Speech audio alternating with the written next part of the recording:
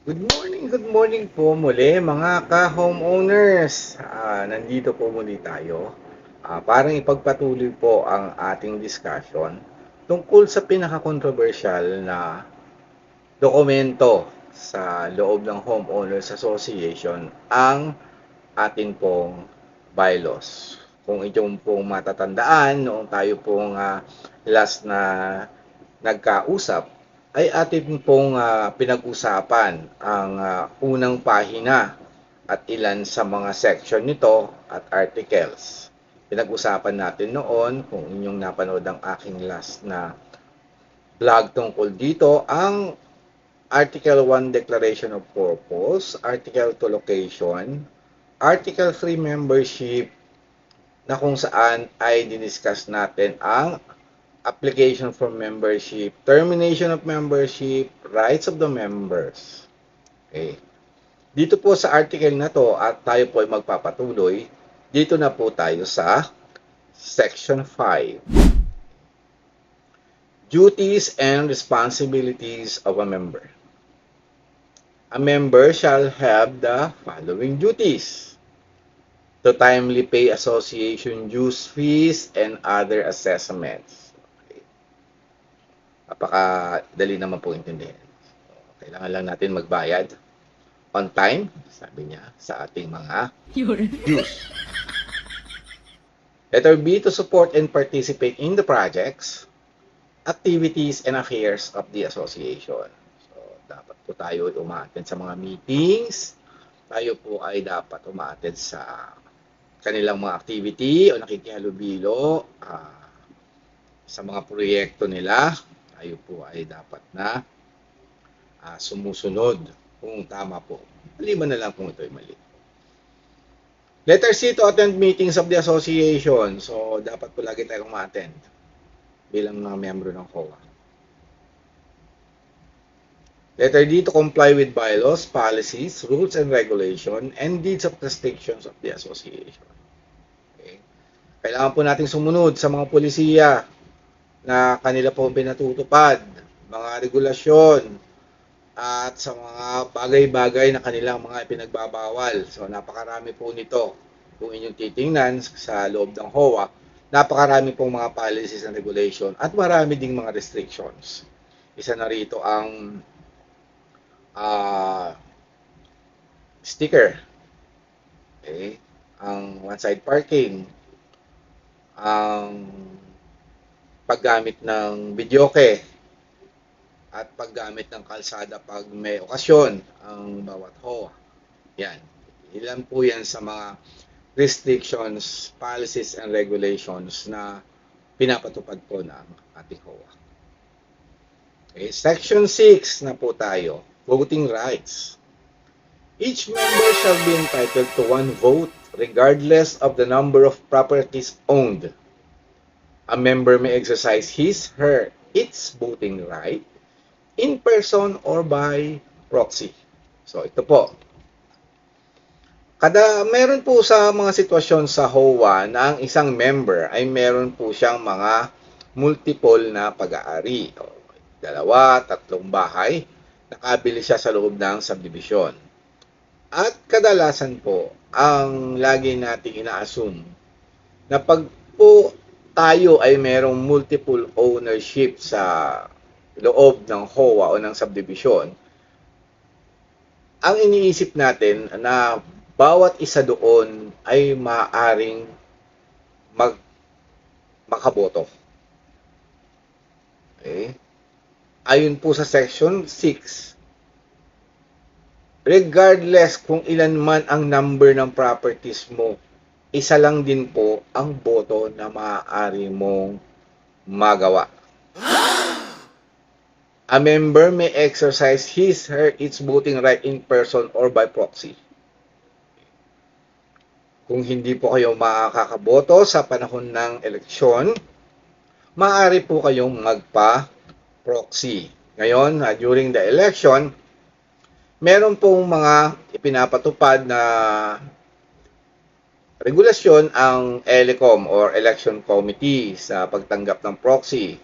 Karaniwan po dito ay ang pagkuha ng authorization letter from the homeowner, pagprovide ng copy ng kanyang ID at ng ID po ng proxy bago po ito tanggapin o pabotohin sa isang eleksyon. Okay. At meron na rin pong ipinapatupad ang DSUD na dapat po ay may proxy form na pipilapan ang isang proxy sa ELECOM bago po siya pabotohin. Okay. Section 7, member in good standing. Ito na tayo. Sabi ko, controversial na pangungusap na to. A member in good standing is one who complies faithfully with all the duties and obligations of a member. So, napakadali po niyang intindihin. Pero napakahirap gawin. Ano po? Isa lang po naman ang sinasabi niya complies faithfully with all the duties and obligations. So, ano ba ang mga duties and obligations mo? Nasabi na kanina. Na timely pay your association dues, attend the meeting, support and participate on the activities, projects, okay? At i-comply po yung bylaws, rules and regulations and policies po ng ating asosasyon. Yun lang po yun. Wala na pong iba. Okay? Ito naman po tayo sa susunod. Isa rin sa pinaka-controversial na bagay na nangyayari sa loob ng HOA. Section 8. Delinquent member or member not in good standing. Okay? A member may be declared delinquent or not in good standing by the majority of the board or any of the following grounds. So, board po ang nagde-declare ano po, kung kayo ba ay delinquente or member not in good standing sa mga susunod na grounds. Okay? Letter A, failure to pay at least 3 cumulative monthly dues or membership fees and or other charges and or assessment despite repeated demands by the association. Okay? Pag hindi po tayo nakabayad ng sunod-sunod or cumulative na monthly dues, okay, or membership fee and other charges, okay, yan, maaaring po tayong i-declare bilang delinquente or member not in good standing. Pangalawa, failure to attend membership meetings in person or by proxy without any justifiable reason for at least 3 consecutive general membership meetings despite receipt of notice. So, ang hindi pala pag-attend ng meetings ng 3 beses, bagamat ikaw ay nakakatanggap ng notice ay isa ring dahilan na maaari kang i-declare na delinquent or member not in good standing. Hindi lang pala dun sa pagbabayad ng dues.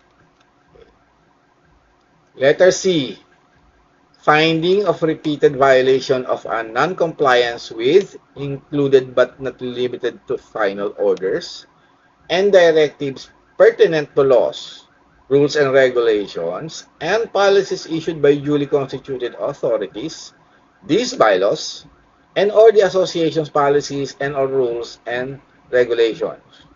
Okay?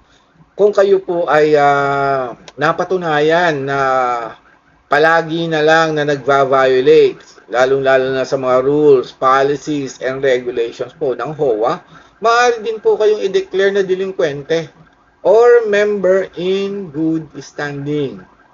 Tandaan po natin.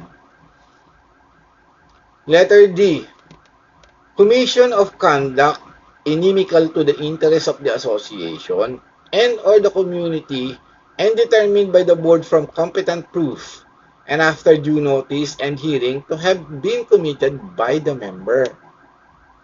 So, sinasabi po rito, pag kayo po ay nag-commit ng mga bagay-bagay sa mga ipinagbabawal sa interes ng asosasyon o ng komunidad,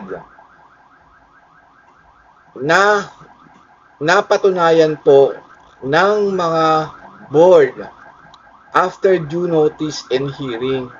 So, ibig sabihin po, halimbawa, kayo po ay naglabag ng kanilang pulisiya at pagkatapos po kayo po ay napatunayan na kayo po ay lumabag sa pulisiya o rules or regulation na pinatutupad sa HOA, maaari din po kayong niyang declared as delinquent or member not in good standing. A member who has been declared delinquent or not in good standing in accordance with the procedure in the succeeding section is not entitled to exercise the right of a member, but is nevertheless obliged to pay all the fees and dues assessed to a member in good standing. Okay, kung kayo po ay na-declared na bilang delinquent or member not in good standing, na may kinalaman po sa procedure, or kayo po ay dumaan sa procedure sa pagtatanggal, hindi nyo na po ma-exercise ang mga rights niyo bilang member. Section 9. Procedure in declaring a member delinquent or not in good standing. The member or committee assigned by the board shall observe the following procedure in declaring a member delinquent or not in good standing. So, ito po yung proseso. May proseso po sa pagdideclare ng member in good standing or delinquent member. Ito po yung kadalasan na na-overlook ng mga officers ng isang HOA. Kadalasan po, pagka ang isang membro ay hindi na nakababayad or sinasabi rito na 3 buwan nang hindi nakakabayad or cumulative sa monthly dues, or nagkasala siya or na-violate niya yung mga rules and regulation, dapat po ay dumadaan siya sa isang procedure. Hindi po ito basta-bastang tinatanggal o dinedeclare na delinquente. Okay. Ang gagawin po nila ay mag-create po sila ng komite or meron pong board na hahawak niyan, or sabi ko nga, maglalagay sila ng komite na mag-iimbestiga sa isang tao bago ito ma-declare na member delinquent or not in good standing. At ito po yung mga bagay-bagay na yan. Letter A. The board or the committee shall preliminarily determine whether or not a member may be declared delinquent or not in good standing or any of the grounds provided in these bylaws. So yung board or yung komite ay magkakaroon ng preliminary investigation doon sa tao bago siya i-declare na member not in good standing or delinquent na ayon doon sa grounds na isinabmit. Letter B. The president or the designated officer of the association shall forthwith notify the said member in writing of the violation and require him or explain in writing within 15 days from the receipt of the notice of violation why he or she should not be declared delinquent or not in good standing.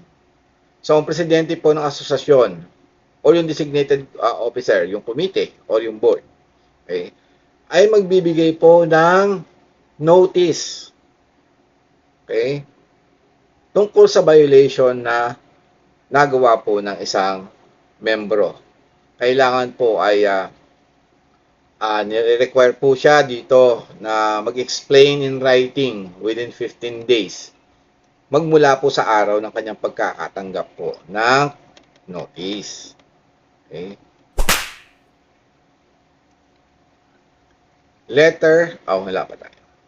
In case the violation for non-payment of dues, fees, and other assessments, the notice shall state that the said member is given a grace period of 60 days, reckoned from the receipt of the notice, to pay its arrears. The members shall notify the board of her intention to avail of the grace period within 15 days from said receipt. Okay. In case po na ang inyong violation lamang ay hindi pagbabayad ng monthly dues, okay, or other assessment, yung notice pong ibibigay sa inyo ay nagsasabi na binibigyan po kayo ng grace period na 60 na pong araw. 6 na pong araw para isettle po ang ating mga arrears. Subalit, kailangan within 15 days po ay dapat po magpadala po tayo ng written explanation or uh, written intention na ina-avail po natin yung grace period na yon. Tandaan po binibigyan kayo ng 60 days, pero kailangan 15 days mag-avail kayo ng grace period na binibigay nila. Para isettle po yung pagkakautang natin sa dues and other assessments. After the lapse of 15 days, with or without written explanation or notice of intentions to avail of the grace period, the President or the designated officer shall submit the matter to the Board or the Committee for hearing and deliberation. If a committee shall hear and deliberate, it shall transmit to the Board a summary of its findings and recommendations. Okay. After 15 days po, nung binigay na grace period sa inyo, dahil sa hindi pagbabayad ng dues, pag hindi po kayo sumulat or sumulat man kayo after 15 days, ang board po ay ang presidente po ay magbibigay na ng kautusan or ibibigay na po yung findings doon sa board or sa committee na kanyang itinilaga para sa investigasyon na to. Yung committee o yung board, maghihiring na po yan at magdi-deliberate. At yung ano man po yung resulta ng kanilang deliberation, itatransmit po ito sa board kung sakasakaling meron pong committee na binuo para sa kanyang findings and recommendations. Okay. May meeting po muna mangyayari bago po kayo ay ma-declare. Medyo mahaba-haba pa. May pag-asa pa. Letter D. Within 15 days from the commencement of the hearing and deliberation or the termination thereof, whichever is earlier, by majority vote of all members of the board, the members will be declared delinquent or not in good standing. So, sa 10 araw po ng kanilang pagsisimula ng hearing or deliberation or termination, sa pamamagitan po ng majority votes ng board, okay, kayo po ay didesisyonan na i-declare bilang delinquent or member not in good standing. Letter E. The President shall notify the member concerned of the decision of the board and shall furnish her a copy of the resolution. So, ang Presidente ay magpapadala po sa inyo ng sulat. Iniinformahan po kayo na kayo po ay napagdesisyonan na ng board na kayo po ay dineclare na bilang member na in good standing or delinquent sa pamamagitan po ng isang resolusyon. So, dapat po, isa pong resolusyon ang inyong matatanggap. Okay? Letter F. The member declared delinquent or not in good standing may file a motion for reconsideration by the board within 10 days from the receipt of the resolution declaring him or her delinquent or not in good standing. The motion must be resolved by the board within 5 days from the receipt thereof. So, ito pa. Binibigyan pa uli ng pag-asa ang isang membro. Kahit na siya ay na-declared na bilang member not in good standing or delinquent, ang board po ay nagbibigay pa ng 10 araw na ayon sa resolution na binigay sa inyo para po magbigay o mag-submit ng motion. Okay? Sabihin nyo sa motion nyo kung anong dahilan o makikipag-settle ba kayo. Ito po yung maaari nyo isagot sa motion na to. Depende na rin sa inyo kung ayaw nyo na talaga. Sa loob po ng 5 araw pagkatapos na matanggap ng board ang inyong motion, ito po ay maglalabas din ng kanilang kasagutan. Section 10. Sanction against a delinquent member or a member not in good standing. The right and privileges of a member are suspended upon declaration of delinquency by the board. Such suspension shall extend to his/her co-owner, homeowners, or co-lessees as applicable, and all those residing in his/her property. Okay, ito po, masakit yan. Kapag kayo po ay dineclare na bilang delinquente or member natin good standing, lahat po ng karapatan ng membro ng HOA ay nakasuspend sa inyo. At sa mga tao na nakatira sa loob ng inyong pamamahay. Tulad ng anak, kapatid, magulang. Extended po yan. Medyo hindi po maganda ang mga mangyayari yan, lalo na dito po sa ating bayan, na kung saan ang mga barangay ay humihingi ng certificate sa HOA bago po sila nagbibigay ng barangay clearance sa isang tao kung ito ba ay taga HOA o sa subdivision na particular talaga. Ngayon po, pagka hindi po kayo inisyuhan ng HOA dahil kayo po ay member in good standing or delinquent, mahihirapan po tayong kumuha ng ating barangay clearance na gagamitin sa anumang mga bagay na kinakailangan nating pagdalhan dito o paggamitan. Alalahanin po, lahat po ay apektado sa loob ng bahay. Okay. Sa punto pong ito ay pinuputol muna natin ang ating pag-uusap regarding dito. At atin po itong pagpapatuloy sa mga susunod na vlog. Sana po ay nakatulong sa inyo ang mga napag-usapan natin sa loob ng ilang minuto. At kung kayo po ay hindi pa nakasubscribe or naka-follow dito sa aking page, sa Facebook page at sa aking YouTube channel, please do subscribe, follow, and like the page and the YouTube channel. And please click the bell for the notifications at para ma-update po kayo sa mga susunod nating mga videos. Maraming salamat po ulit and see you soon next time.